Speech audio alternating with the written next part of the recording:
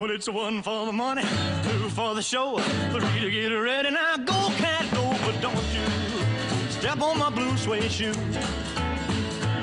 Well, you can do anything. De chaussures, il en sera question dans un instant. Vous vous dites, mais qu'est-ce que ça vient faire là? Vous allez tout comprendre grâce à Nathalie Schran-Guirma et Laurence Ostolaza qui est là avec nous. bien. On va parler d'un changement de vie, comme on le fait assez régulièrement. Vous en rêvez tous. Certains réussissent à changer carrément de vie.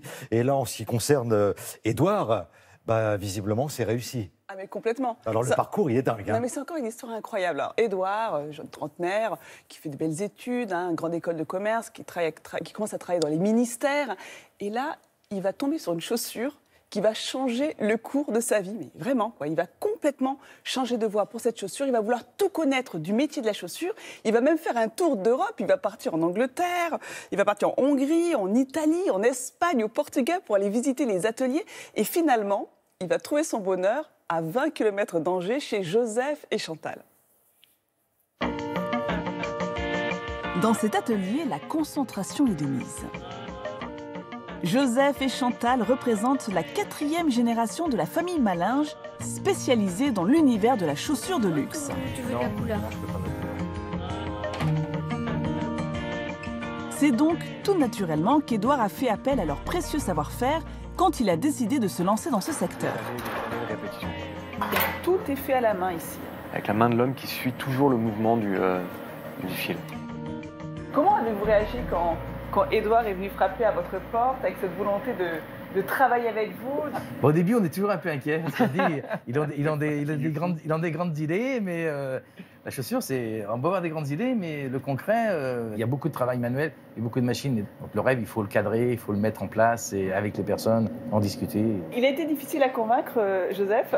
Long. Ah, long, c'est ça, voilà. Les premières questions que je lui ai posées étaient vraiment des questions de néophyte. Donc forcément, Joseph, il s'est dit, oula, qui est cet huluberlu? Qu'est-ce qu'on va faire avec lui? Là, je lui ai sorti le modèle que je voulais faire, un truc qui se faisait plus du tout. Et là, il s'est dit, mais il faut à tout prix que je me débrouille pour le mettre dehors de chez moi. Et fermer la porte et qu'il ne revienne pas, quoi.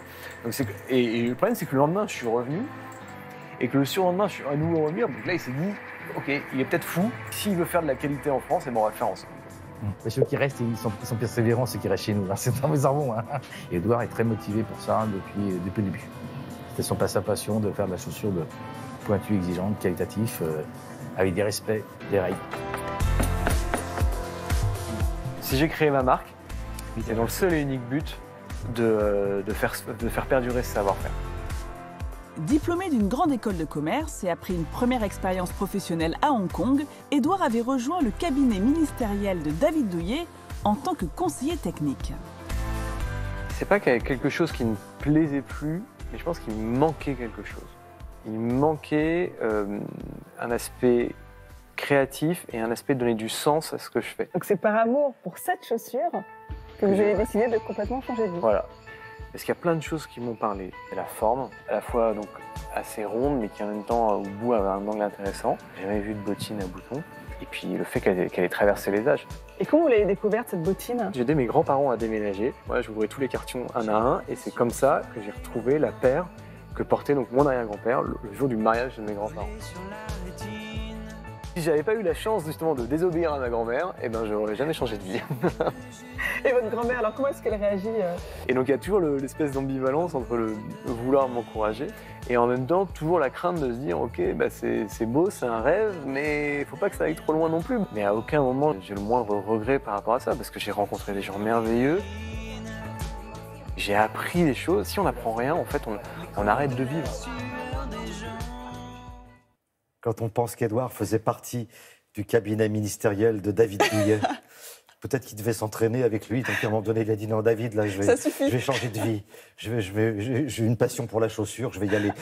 Eh bien, à ce propos, est-ce que ça marche, si je puis me permettre? Il en est au début, ça fait 5 ans. Bon, lancer une marque dans l'eau de gamme, c'est compliqué, mais il vend un peu plus d'une 60aine de paires par an. Ça continue de progresser. Et donc voilà, et en plus, au-delà de ce nouveau métier, il s'est même engagé dans la transmission, dans une démarche de transmission de ce savoir-faire pour justement le pérenniser. Donc il est vraiment engagé à 100%. C'est vraiment devenu sa nouvelle passion. On s'est posé la question avec Laurence.